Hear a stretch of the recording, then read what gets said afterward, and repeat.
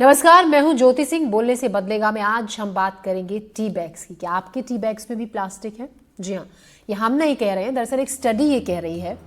Barcelona के एक विश्वविद्यालय ने टी बैग्स को लेकर एक बड़ी स्टडी की। इस स्टडी में जो निकले निष्कर्ष हैं उसके मुताबिक टी बैग का इस्तेमाल सेहत को नुकसान पहुंचा सकता है। हालांकि हम पहले ही ये बता दें कि ये स्टडी बार्सिलोना में हुई है, लिहाजा भारत में जो टी बैग्स बिकते हैं वो हम इस्तेमाल करते हैं, उन पर हम फिलहाल कोई सवाल नहीं उठा रहे हैं। लेकिन इस स्टडी के बाद जहन में कई सवाल उठने लाजमी हैं। आज हम बार्सिलोना में हुई स्टडी में जो निष्कर्ष निकाले गए हैं उन पर बातचीत करेंगे, खतरों पर बात करेंगे। कुछ एक्सपर्ट्स भी हमारे साथ जुड़ेंगे, उनसे समझेंगे जो निष्कर्ष सामने आए हैं वो कितने सही हो सकते हैं। अगर वो सही हैं तो किस तरीके के खतरे इससे हैं, हम किस तरीके से एहतियात बरत सकते हैं। आप भी हमें कॉल कर सकते हैं अगर आप टी बैग्स का इस्तेमाल करते हैं, आप टी बैग्स की चाय पीते हैं, कॉफ़ी पीते हैं, तो सवाल पूछें, सुझाव दें। हमारा नंबर है 8178999182। और आपको ये भी बता दें कि स्टडी पर हमारे सहयोगी ने बातचीत की जबलपुर में कुछ स्थानीय लोगों से। संजीव ने बार्सिलोना में हुई स्टडी पर ही बातचीत की थी कि हमारी सेहत को इससे कितना नुकसान होता है। हमारे सहयोगी ने कुछ डॉक्टरों से भी बातचीत की। आइए देखते हैं एक रिपोर्ट।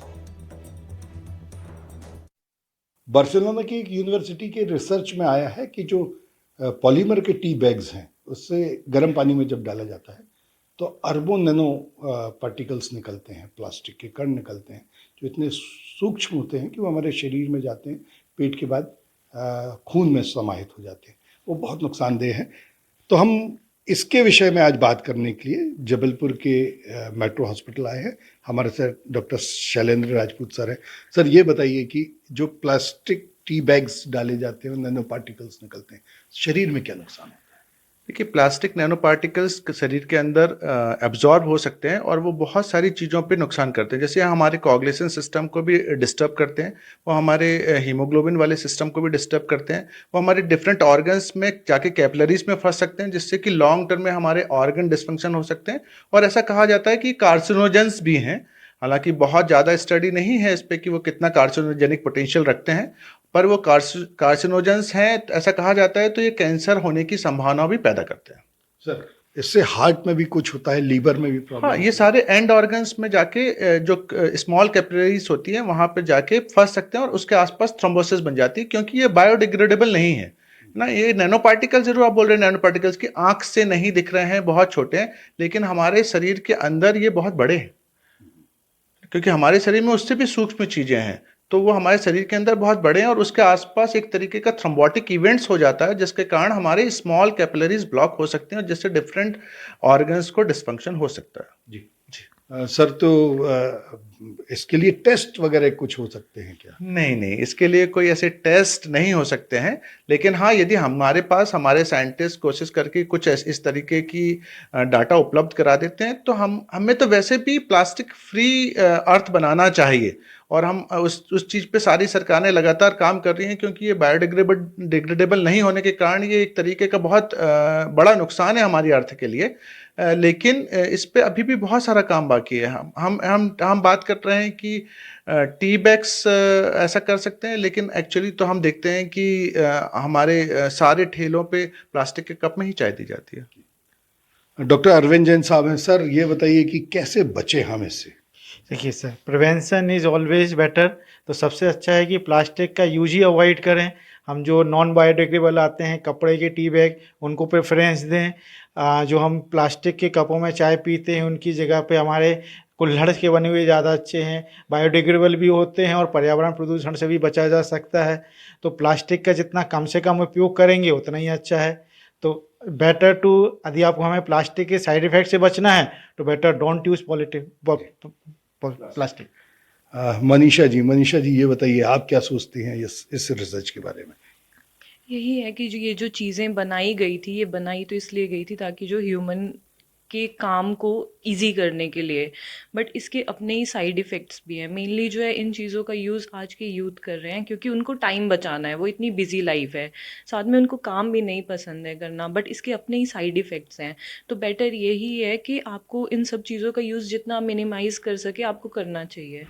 तो ये भी एक फास्ट फूड जैसा ही है, जो नुकसानदेह, जो आप लोग बार बार कहते हैं कि फास्ट फूड से दूर रहें, तो अब टी बैग से भी दूर इसी से भी दूर रहना चाहिए। रहना चाहिए।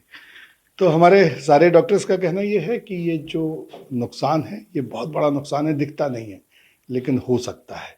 तो आप भी पॉलीमर टी बैग से बचें। हाँ, भारत में ऐसा बताया जाता है कि पॉलीमर टी बैग्स का उपयोग कम होता है, हम प्रायः कपड़े के या कपास के टी बैग्स का उपयोग करते हैं।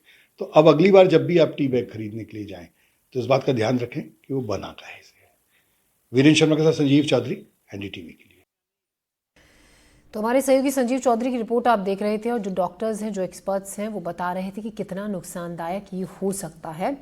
हालांकि ये जो स्टडी है, हम बार बार कह रहे हैं, ये भारत में हुई स्टडी नहीं है। डॉक्टर कुणाल दास हमारे साथ खास मेहमान जुड़ गए हैं, चिकित्सक हैं doctor Vinay Bhatt, internal medicine, doctor Anand Sharma, consumer activist, doctor Sameer Bhati, health expert doctor Pawan Garg, चिकित्सक हैं और एक्टिविस्ट हैं, हमारे साथ जुड़ गए। आप सभी का स्वागत है और हमसे जुड़ने के लिए बहुत बहुत धन्यवाद।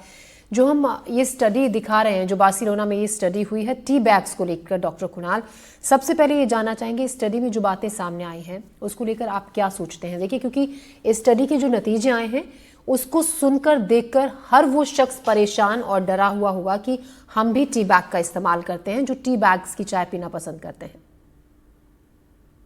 ये आप एकदम सही कह रहे हो कि माइक्रो प्लास्टिक हमारे जीवन में इतना कॉमन हो गया है। जी। हमने प्लास्टिक फ्री बहुत सारे कार्यक्रम देखे हैं। ये जो है ना माइक्रो प्लास्टिक्स है। माइक्रो प्लास्टिक छोटे छोटे कीटाणु होते हैं, तो लेस देन 5 mm के साइज के होते हैं। These are present in cosmetics and many other things that we use. और अभी हमें ये पता चला है, अभी जो आपके माध्यम से और दूसरे हमारे रिसर्च से भी पता चला है कि टी बैग्स में भी माइक्रो प्लास्टिक्स है। जी जी। These microplastics are ever present and ये मैं अंटार्कटिका जैसे एरिया, आर्टिक जैसे एरिया, मदर्स मिल्क में और कुछ जगह अवेलेबल है। ये एक बड़ा मेडिकल प्रॉब्लम देख के सामने आ रहा है धीरे धीरे, क्योंकि इसमें छोटे छोटे बीड्स होते हैं जो कि जब आप इंजेक्ट करते हैं तो गैस्ट्रिक इन्फ्लेमेशन कर सकते हैं, नोजिया वॉमिटिंग कर सकते हैं, इसमें गैस्ट्राइटिस और ये सब चीजें हो सकती हैं। तो ये एक मेजर फैक्टर है हमारी चीजों में। और प्लास्टिक्स क्योंकि नॉन बायोडिग्रेडेबल है तो इसीलिए वो डिग्रेड भी नहीं होते हैं और लाइफ लॉन्ग रहते हैं। तो हमें फोकस करना पड़ेगा। जो हमें टी बैग्स है, हमें अपने मापदंड में ये जानना पड़ेगा कि जो टी बैग्स है वो माइक्रोप्लास्टिक फ्री हो। क्योंकि चाय ऐसी चीज है, चाय पे हम चर्चा करते हैं, हर इंसान इंडिया का मेरे ख्याल से भारत के 2-3 चाय के कप जरूर पी जाता है। तो ये हर वक्त कोई ठेले वाले से लेके और कोई के भी चाय पीता है। और टी बैग्स में ये आना एक बहुत ही चौंकाने चीज है। और हम एक हेल्थ मिनिस्ट्री और जो क्वालिटी मिनिस्ट्री है, कंज्यूमर प्रोडक्ट मिनिस्ट्री है, एफएसएसआई को एक स्ट्रॉन्ग पॉइंट लेना पड़ेगा। एंड वी टू हमें जो भी टी बैग्स इंडिया में आते हैं उनको निर्देश करना पड़ेगा it should be micro plastic free. जी। डॉक्टर विनय, डॉक्टर कुणाल ने इमीडिएट इफेक्ट की भी बात की, जिस तरीके से इस तरीके के टी बैग से अगर हम इनका इस्तेमाल करते हैं शरीर पर होते हैं। अगर हम उन इफ़ेक्ट्स की बात करें जो लॉन्ग टर्म में हमें देखने को मिलते हैं, जैसे कि बात ये भी बताई गई कि बहुत बड़ी बड़ी गंभीर बीमारियां हो जाती हैं इसके चलते, जिनमें कैंसर, और कैंसर एक ऐसा शब्द है अब जो बहुत कॉमन है हर दूसरे शख्स में, और भारत में तो कैंसर के पेशेंट्स बहुत ज़्यादा, बहुत तेज़ी से बढ़ रहे हैं।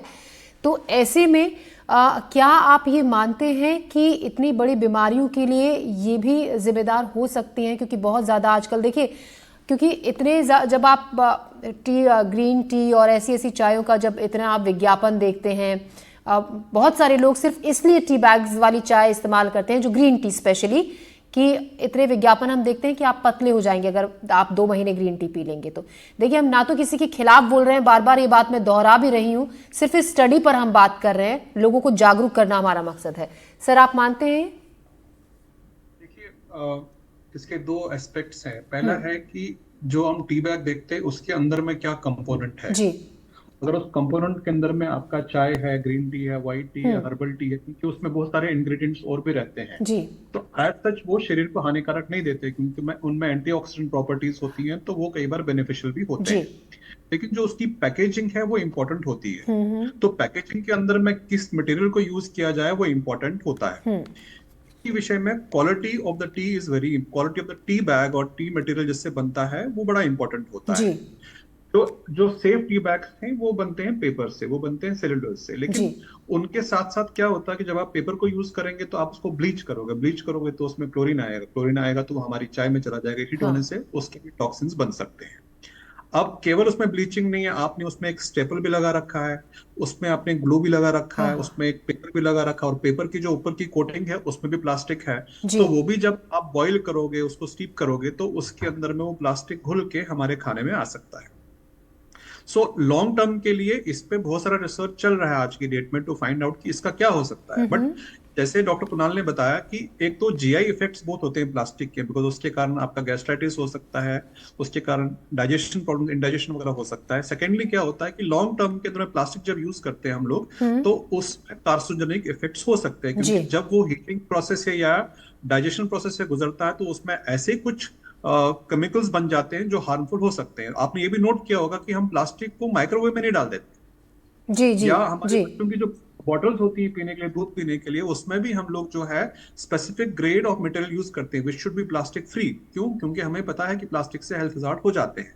सो लॉन्ग टर्म के भी कॉन्सिक्वेंसेस हैं, शॉर्ट टर्म के भी कॉन्सिक्वेंसेस हैं, और इस विषय के अंदर में हम लोगों को जागरूक होना, हम लोगों को दिशा निर्देश होना, गाइडलाइंस आना और रेगुलेशन होना कि जो मार्केट में चीज आ रही है क्या उसकी क्वालिटी कंट्रोल प्रोसेसेस और उसमें कितना क्वांटिटी है, वो हेल्थ के लिए सेफ है कि नहीं है। सो जब भी हम ऐसी चीज कोई खरीदें तो जी हमारा ये फर्ज बनता है कि उस पर देखें कि लेबलिंग किस चीज की है, उसमें इंग्रेडिएंट्स क्या है, कंपोनेंट्स क्या है, किस मटेरियल का बना हुआ है, और कौन सी संस्था से उसको एक्रेडिटेशन हो रखा, जी उसने उसको हाँ पास कर रखा है ठीक है ताकि वो सेफ रहे। ठीक है। डॉक्टर समीर, कोई आम इंसान, देखिए हर कोई एक्सपर्ट नहीं होता है, अगर हम बहुत सामान्य से शब्दों में आपसे समझना चाहें, कोई टी बैग्स वाली चाय रोजाना पीता है, वो किस तरीके से खुद घर पर ये चेक कर सकता है कि जिस टी बैग को वो इस्तेमाल कर रहा है वो नुकसानदायक है या फिर वो इस्तेमाल करना हेल्दी है, ठीक है, सेफ है?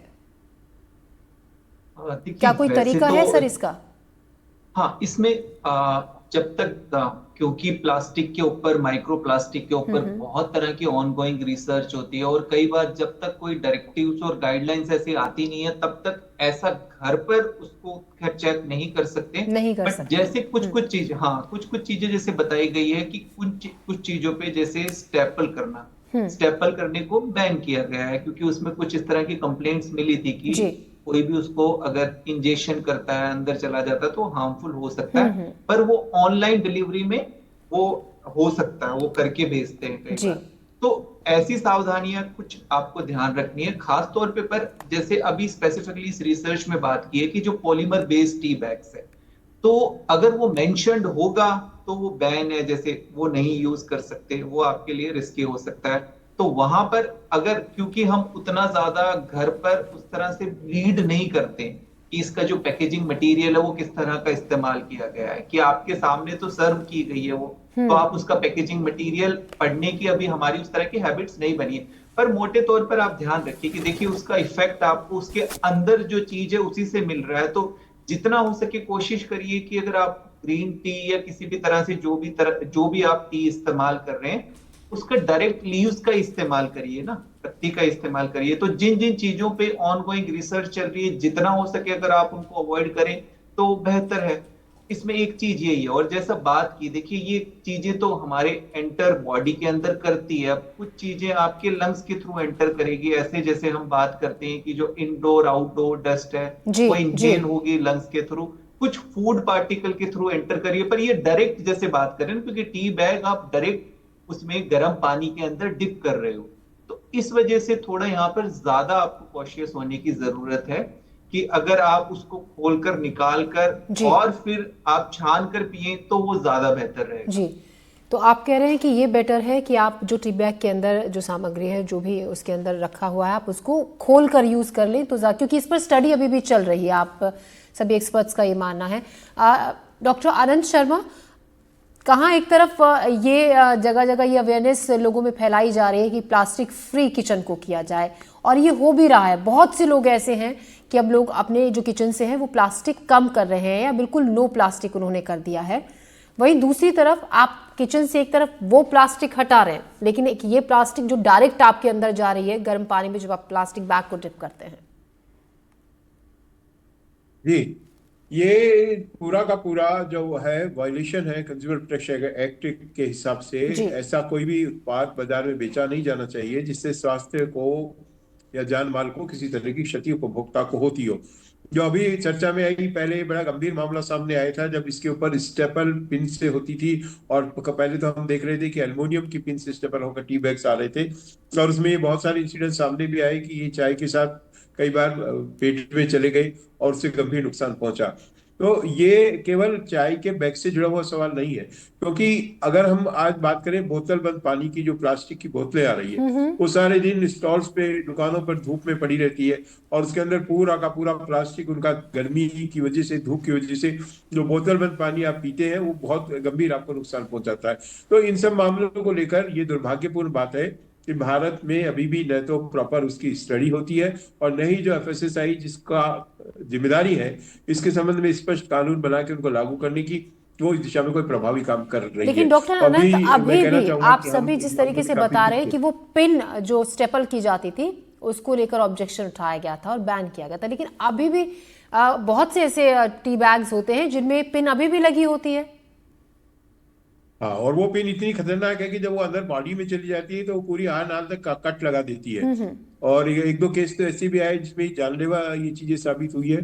तो बहुत इसमें सावधानी रखने की जरूरत है और नियामक प्रावधानों की कमी है। और इसके अलावा दुख की बात यह है कि देश में जो नियामक प्रावधान आ भी गए हैं, मान लें अब एल्युमिनियम की पिन पे रोक लग भी गई है, इसके बावजूद एक तो बहुत सी जगह इन कानूनों की उल्लंघन करके इनको बेचा जा रहा है, और दूसरा इनकी क्रियान्विति की स्थिति ठीक नहीं है।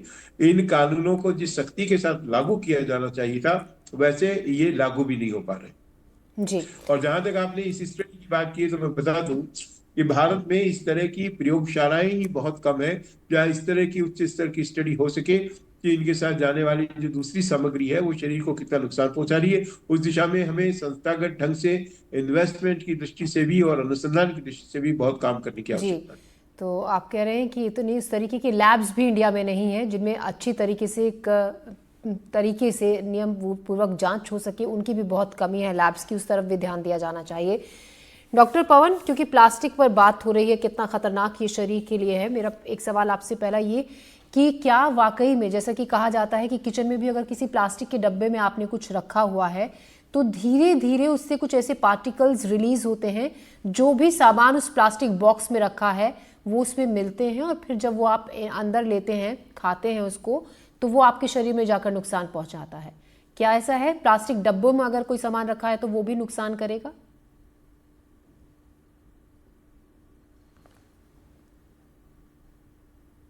डॉक्टर पवन, आप म्यूट मोड पर चले गए हैं, अनम्यूट कीजिए और फिर हमारे सवाल का जवाब।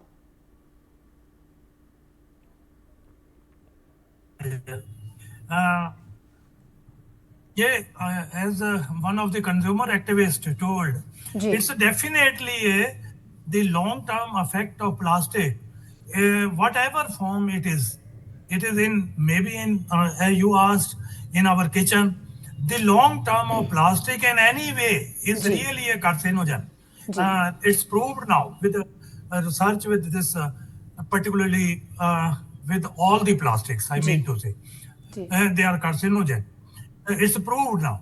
And I am one of the breastfeeding activists, and the corporates particularly, when they give ads, I want to convey the message, the clear-cut message which is to be given as in breastfeeding, and they give the message in very small letters, so it is not visible. They are very smart.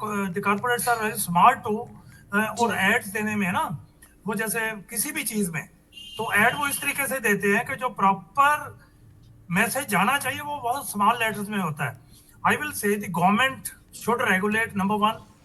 they should be act, जो infant milk substitute जैसा कोई भी act बना है, they are not being implemented. I am one of the consumer act for breastfeeding. They are not being at the field level. They are not being followed properly.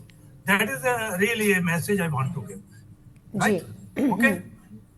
Ji, doctor Pawan. Doctor Anand, जिस तरीके से doctor पवन ने बताया कि होता है ये अक्सर, क्योंकि जो जानकारी होती है उस चीज़ से जुड़ी हुई किसी भी ऐसी खाने के बॉक्स के ऊपर कि उसको इतना छोटा लिखा जाता है कि हर कोई कस्टमर के पास ना उतना वक्त होता है कि वो पूरा डिटेल में पढ़े। बहुत कम लोग होते हैं जो एक एक चीज़ को बहुत ध्यान से पढ़ने के बाद उसको खरीदते हैं। तो क्या ये आप मानते हैं, क्योंकि देखिए ये होता है हमारे ही जो इंडिया में चीज़ बन रही है, अगर उसका यहाँ पर उसको बेचा जा रहा है तो उसकी क्वालिटी और हमारे यहीं की चीज़ जो विदेशों में जा रही है उसकी क्वालिटी में ज़मीन आसमान का फ़र्क होता है। यहाँ पर ख़ास तौर से अगर हम मिलावट की इन चीज़ों की बात करें, जिन चीज़ों पर ध्यान दिया जाना चाहिए उनकी बात करें, लापरवाही बरती जाती है। मानते हैं आप ये?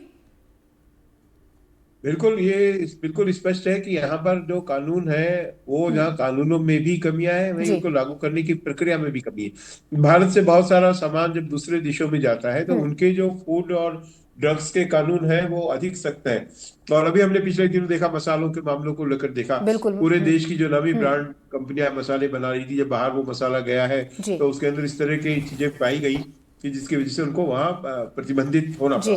लेकिन भारत में उसी तरह का मसाला लगातार बिकता रहता है। जब बाहर से हल्ला हुआ है फिर यहाँ हमने उसकी जांच पड़ताल शुरू की तो पाया कि यहाँ भी बहुत सारी जगह जो मसाला बिक रहा है। जी डॉक्टर आनंद, एक कॉलर भी हमारे साथ जुड़ गए हैं। सर, एक कॉलर जुड़ गए हैं, हम उनका भी सवाल ले लेते हैं। भानु हमारे साथ जुड़े हैं जैसे। जी भानु, कहिए क्या कहना चाहते हैं, क्या है सवाल आपका?